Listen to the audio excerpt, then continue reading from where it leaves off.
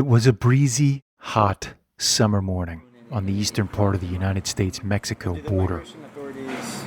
Intercede when they are doing crossing? The sun was already beating down, and we were inserting a metal token into a turnstile to cross from Brownsville, Texas, into Matamoros, Tamaulipas, along the Gulf of Mexico. The price of admission was $1. What brought us to Matamoros in May 2023 was the confluence of organized crime and immigration. What I can tell you is that the cartel is in control. In the last few years, what was the provenance of small, almost mom-and-pop migrant smuggling services run by people popularly known as coyotes or polleros has come under the wing of large criminal groups like the Gulf Cartel. Matamoros is the house of the Cartel del Golfo. So this is like their strongest city.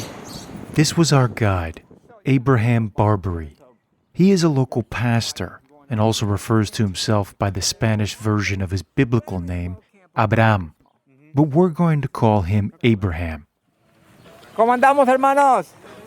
In Matamoros, the Gulf Cartel's central hub, Abraham does what he calls missionary work. What this means in practice is that he helps migrants, thousands of them, as they traverse this dangerous gauntlet. On this day, he was taking us to visit a sprawling migrant camp along the Rio Grande, the famous and often unpredictable river that separates the United States and Mexico. Nobody crosses that river without paying the hotel. This is a dangerous town. Mm-hmm. And if you're a vulnerable person, the cartel knows. Welcome to Inside Crimes Podcast, where we investigate from the ground up to help you understand how organized crime works in the Americas. I'm your host, Stephen Dudley, Inside Crime's co-director. And I'm Parker Asman, an Inside Crime investigator and today's co-host. In this episode, with the help of Abraham, Parker and I will explore how the mighty Gulf Cartel went from a drug trafficking organization to one that has its hands in everything, from human trafficking to migrant smuggling. We'll also discuss how both U.S. and Mexican immigration policies are helping strengthen already powerful criminal groups, and how people like Abraham, with some traditional and some very non-traditional methods, face down the power of organized crime. They're smart, man. That's what they call organized crime. We're very well organized.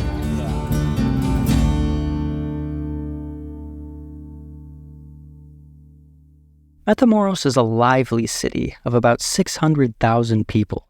When you look at a map, the point where Steve and I were crossing is shaped like an upside-down V. On one side, the Rio Grande juts north along a boulevard. On the other side, it quickly snakes south along a narrow avenue where the camp was. As we walked towards the camp, we crossed a small plaza with vendors selling everything from fresh juices to socks, balloons, and classic Mexican sombreros. Military trucks with soldiers riding in the pickup bed drove past and signaled at us not to take pictures of them. The crowds thickened as we reached the entrance to the camp. In front were rows of houses and 2- and 3-story buildings. On the other side, down a steep, flush riverbed, was the Rio Grande. The United States stood tantalizingly close. The camp was spread up this elongated patch of land along the river, but was well organized. There were clearly defined pathways and rows of tents and other makeshift housing made of pieces of wood and zinc. There were kids running around and playing. There were vegetable and fruit stands, a barber, a place to collect water. Power strips hung from tree limbs, and cell phone charging cords draped the trunks like a weeping willow. As we walked through the camp with Abraham, he greeted a group of migrants. ¿Cómo andamos, hermanos? ¿Ayer vino el del agua? Sí. ¿Sí vino? Okay. Abraham has made a name for himself along this part of the border. He is the pastor of a local church where he services many at-risk youth. He's also a mainstay at the camp, where he helps migrants with everything from the basics, like food, water, and shelter, to the logistics. When we visited, Abraham was doing his best to help the migrants navigate a shaky cell phone application the U.S. government had just launched to program visa appointments. It was nearly impossible to log into or navigate the app. En Google Store va a estar la nueva aplicación. Y me estaban recomendando que el mejor... Abraham is slender and fit. He has a cleanly shaved head and a small, well-groomed salt and pepper jazz patch on his chin. His mannerisms are deliberate and his cadence is soft. He has an engaging smile, and he interacts with the migrants with ease. And that's because, perdón, jefita. After all, he's also a migrant. Entonces, ahí les encargo cuando venga el del agua. Hoy tiene que venir. Hoy es miércoles, ¿verdad? Okay. ¿Ayer vino? Okay. Life wasn't easy for Abraham. Both his father and older brother were drug dealers. After his father's death, Abraham moved from Cuernavaca in central Mexico to live with some relatives on the country's Pacific coast. A few years later, he and his mother moved to the Houston area, where he eventually started drinking, doing drugs, and engaging in petty crimes at a young age. In the United States, he found himself caught between two worlds.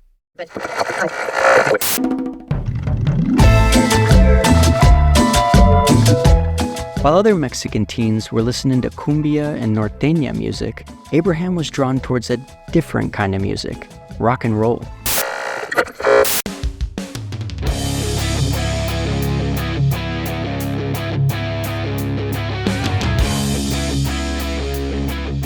One day, one of my cousins introduced me to Judas Priest, and I was like, oh my God. And then Scorpions, I was like, this is awesome. So eventually, the Scorpions gave way to Black Sabbath, which gave way to Metallica, Anthrax, and a love for fast, heavy metal. next thing you know, I'm playing my guitar, and then I met another guy who played the guitar, another guy who made the drums. Next thing you know, we're jamming out. And that just started a journey of me playing in different bands. I play in several bands, mostly heavy metal, death metal, speed metal, thrash metal.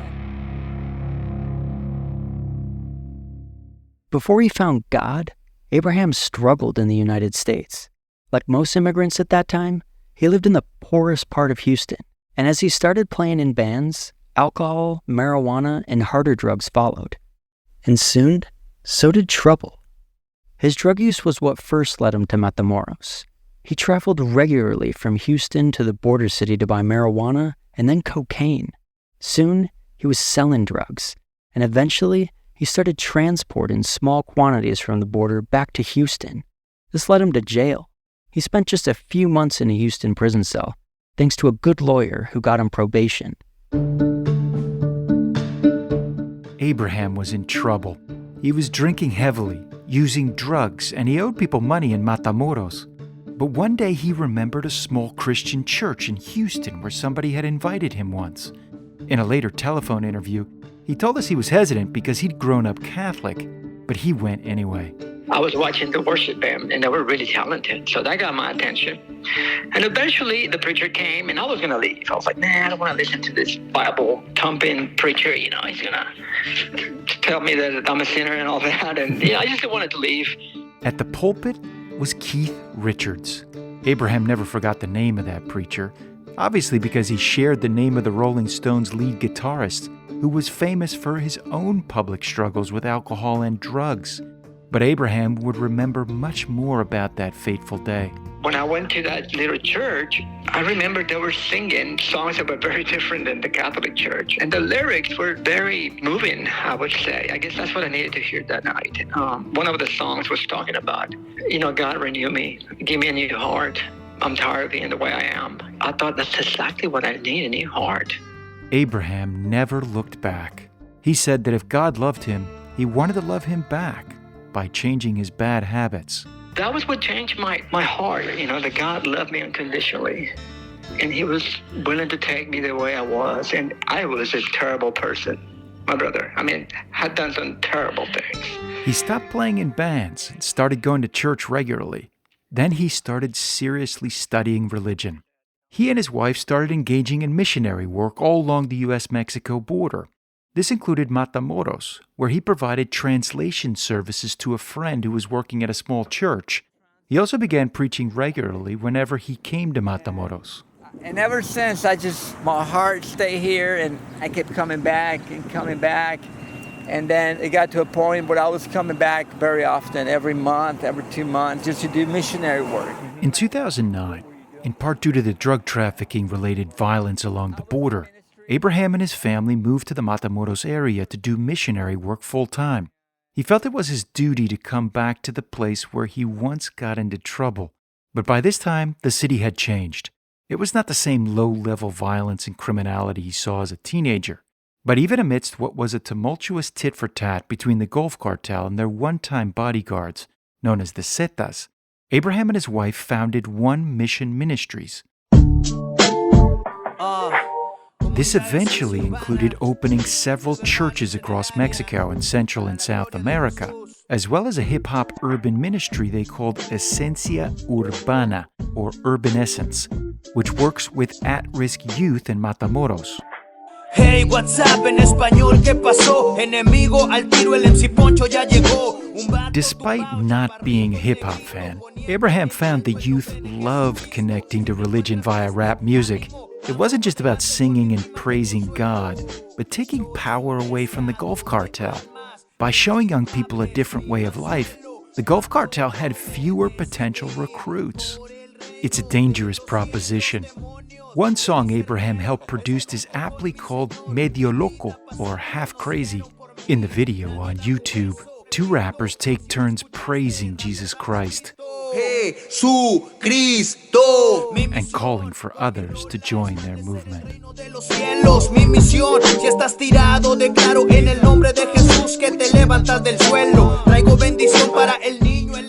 Back at the camp, Abraham tells us that because of this work, his nickname around Matamoros is El Pastor de los Raperos, the pastor of the rappers. And eventually, it was like a little revival thing. One of them became a Christian, and then another one became a Christian, and then another one became a Christian, and all these. Abraham has helped a lot of young people in Matamoros. One of them, Samuel, is now serving as an assistant pastor and helping them with his missionary work. He used to work for the cartel. Okay. He was a sicario. A sicario, or hitman. But now he is not only Abraham's right-hand man in his ministry, but a talented rapper. Through rap music, Abraham has helped many like Samuel avoid being ensnared by the way of life sold by crime groups like the Gulf Cartel. I never thought it was going to work. Abraham had good reason to be skeptical. The Gulf Cartel had exerted power in Matamoros for decades, long before he ever started coming to the border city. It had its tentacles in everything and was expanding. There are many milestones for U.S. immigration policy, but when it comes to understanding organized crime and its confluence with immigration, the most important came in the mid-1990s.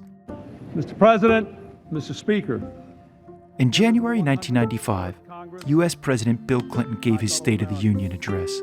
In the months prior, facing a fierce conservative political backlash, Clinton had re-engineered immigration enforcement.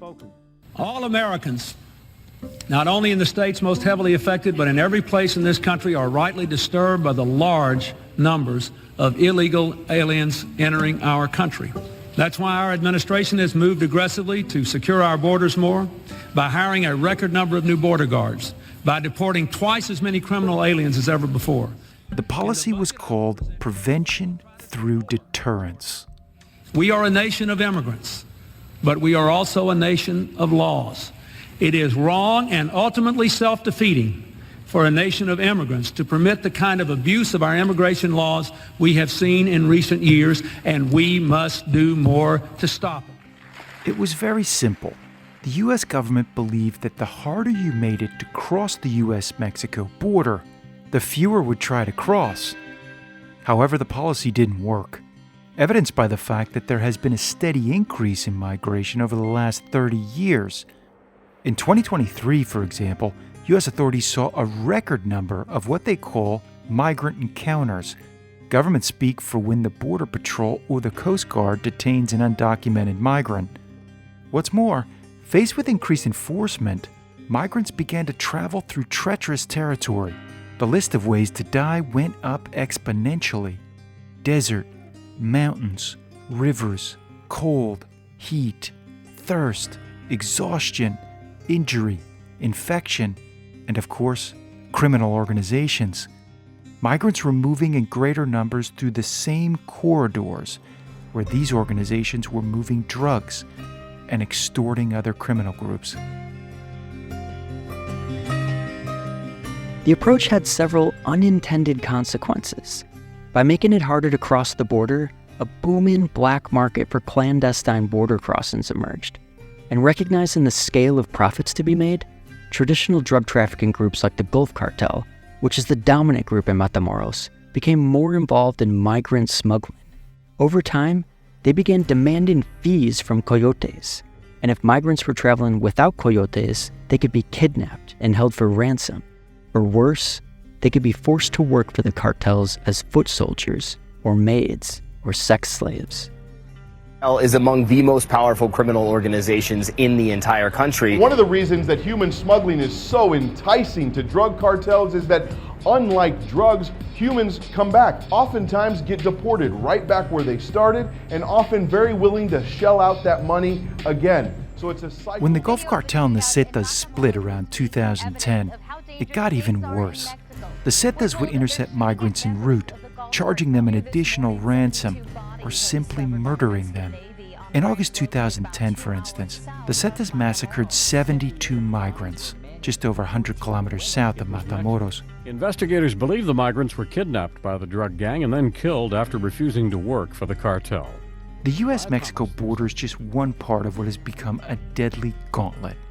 We spoke with several migrants in the camp, most of them Venezuelans, who'd spent more than 2 months traveling across 8 countries. Along the way, they'd been extorted by corrupt police and migration officials, and threatened and abused by organized crime groups, paramilitaries, guerrillas, and smugglers. Still, they all agreed on one thing: Mexico was the worst part. Ahorita las 10 ya pasó, ¿verdad? Ya, sí, ya pasó, es la última vez que utilizan la aplicación. Back at the camp in Matamoros, Abraham tried to explain the new cell phone app that the U.S. government had launched. Va a salir la nueva aplicación. Esa ya no la van a utilizar. It wasn't easy. The app kept crashing, or after the migrants would enter their information and hit submit, the app would just freeze, showing that spinning wheel of dots on the phone going endlessly in a circle. Everyone was exasperated, trying their hardest to do things the right way. O sea, hago todo programado de nuevo, de cero, todo, con esa aplicación, es la nueva. Because undocumented migrants have 2 ways to get into the United States: go through the U.S. system or try to go around it. When we were there, going through the U.S. system meant hoping and praying they could get an appointment via the clunky cell phone app. One Venezuelan migrant we met had already gotten lucky and would later have his appointment in Texas. He made it all the way to Chicago, where he is going through the asylum process.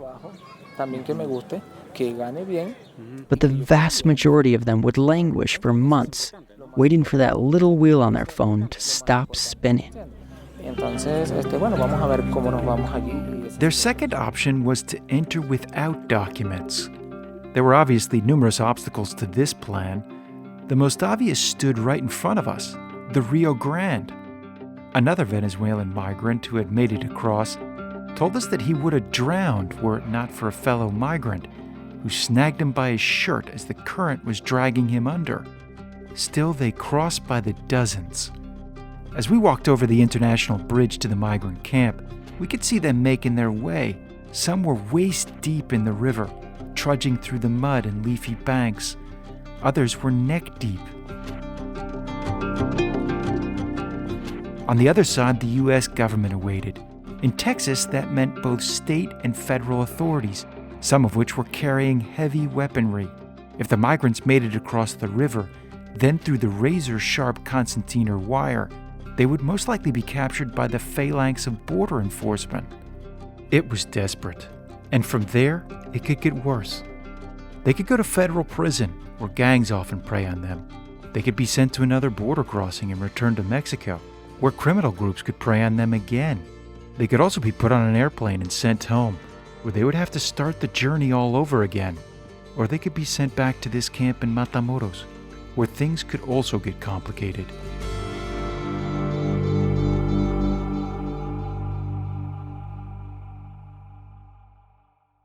Matamoros, Tamaulipas, quemaron intencionalmente 25 casas donde se refugiaban migrantes de diferentes nacionalidades en un campamento. Just days before our visit, a group of men burned several dozen tents and other makeshift housing. Muestra de la desesperación, un incendio en algunas carpas de un campamento improvisado en Matamoros, Tamaulipas. Some of the migrants scrambled to put out the fire, but the fear it sparked spread much further and deeper into the camp. Apenas con botellas de agua podían apagar el fuego para tratar de salvar lo poco que tienen. There were several theories about who started the fire, but all of them came back to one overriding theme: the control the Gulf Cartel exerts over the camp. As we toured the area along the Rio Grande, I talked to Abraham about the incident.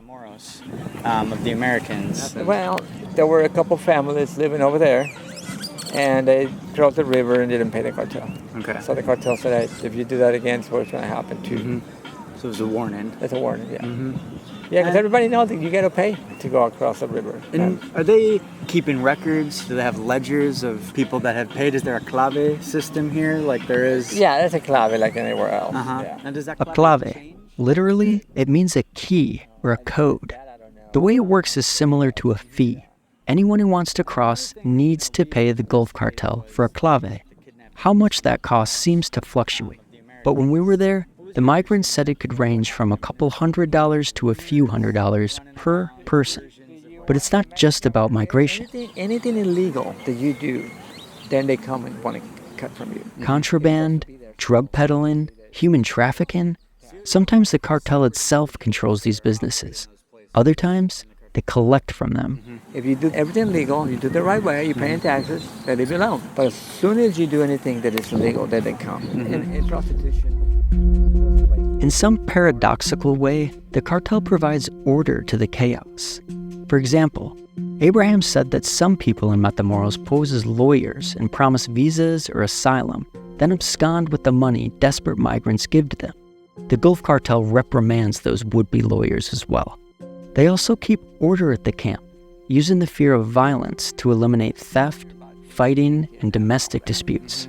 You would be surprised about the cartel here. They have some kind of ethical code. And one of them is you don't do anything to children and women. For example, if a husband beats up his wife and they call the cartel, they beat him up for doing that. It can be easy to miss at times, but if you look closely, you'll see small groups of young men monitoring the activity in the camp. They look no more than 25 years old, and they walk around and use small, handheld walkie-talkies to report back to their superiors. And although they are not armed, they are easy to spot. They wear clean clothes and have nice sneakers. The camp was noticeably clean for a squalid neighborhood of some 2,000 people living in tents and sleeping on cardboard. There was music, but it wasn't too loud. There was no one drinking alcohol in the open or noticeably drunk. And people appeared to be leaving their valuables and food in the open. I was telling you that you asked me who was the security situation here. The cartel. They come here and say, no fighting, no drugs, no alcohol, no beating women, and you okay.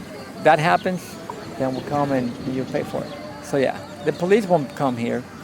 The army won't come here. The INM, the first time this past 2 weeks they've been here. The INM. That's Mexico's Immigration Service. It was another illustration of how public policy decisions were facilitating organized crime's rise. Despite Matamoros being one of the most militarized border crossings in the world, the Mexican authorities, the police, the army, the immigration services, had barely visited the migrant camp. The Mexican authorities had effectively outsourced the organization and security of the camp to the Gulf Cartel.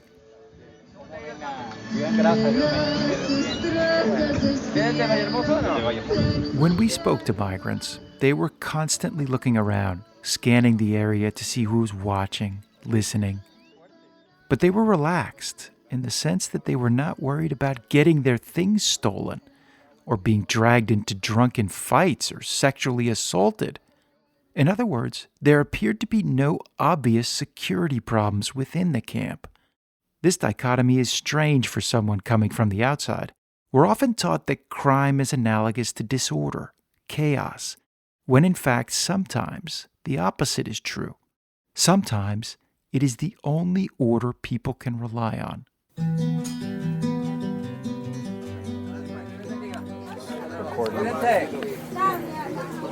Esa es la nueva aplicación que van a utilizar ahora.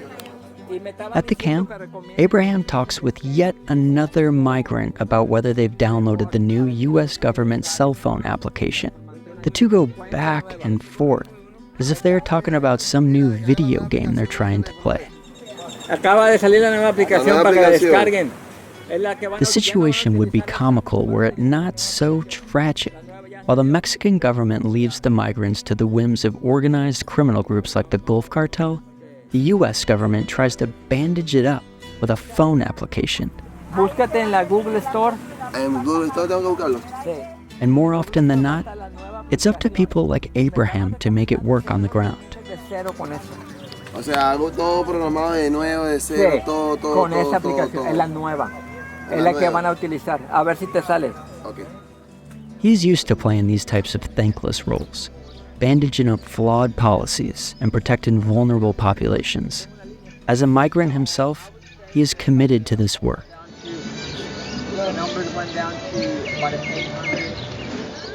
Still, it's tricky and dangerous. On the one side, the U.S. government's increasingly militaristic approach to migration has forced migrants into ever more dangerous corridors.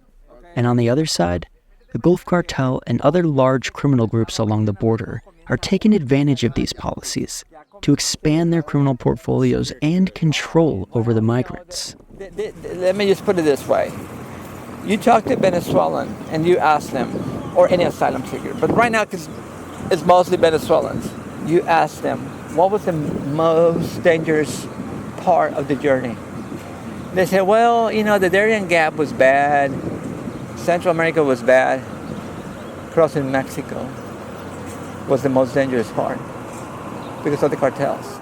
It can be dispiriting, but Abraham, through music and the gospel, continues his missionary work. In addition to the hip-hop ministry that helps extract sicarios from the cartel's grip, Abraham has returned to his first love, heavy metal. I've been playing in a heavy metal band since I was 14, and I'm 55, and it's in my veins, you know, I like that stuff. After some 15 years without playing in a band, he picked up his guitar again and connected with the local metal scene in Matamoros. Yeah, playing deathcore is a good way to relax, for me. With some of his devout friends, Abraham formed a religious deathcore band called My Place Was Taken. It's a far cry from rap music, but it maintained the religious theme. One of the songs is called Sociedad Demente.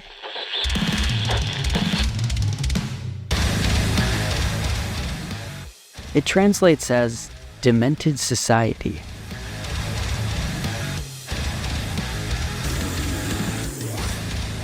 It's difficult to understand because the singer vocalizes in a guttural, almost satanic roar.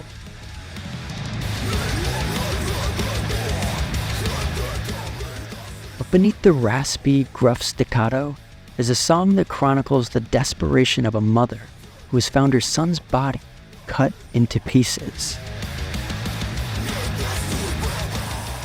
As he jams to the music in a video posted on YouTube, Abraham stands in a power stance. Legs bent, slight bow of the head, his guitar across his chest. The song shakes you as the singer screams over and over again, Sociedad Demente, Sociedad Demente.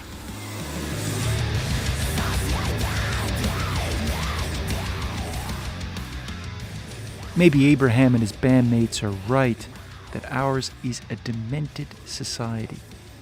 Or maybe there's hope and a better path forward. We just have to look elsewhere to find it.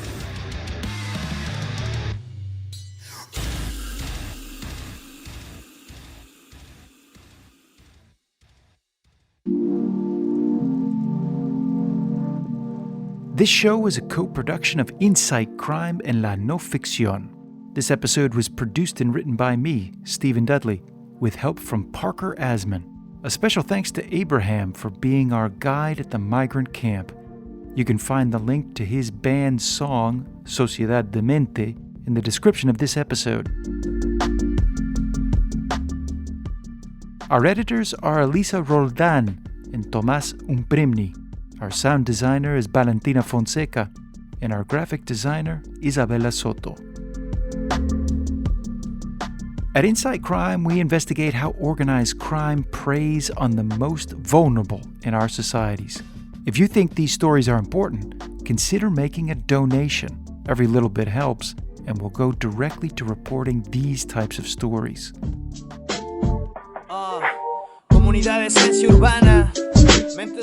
We'll be back in a couple of weeks with a story about a female judge who fights the most powerful criminal organization in the Americas, Brazil's first capital command.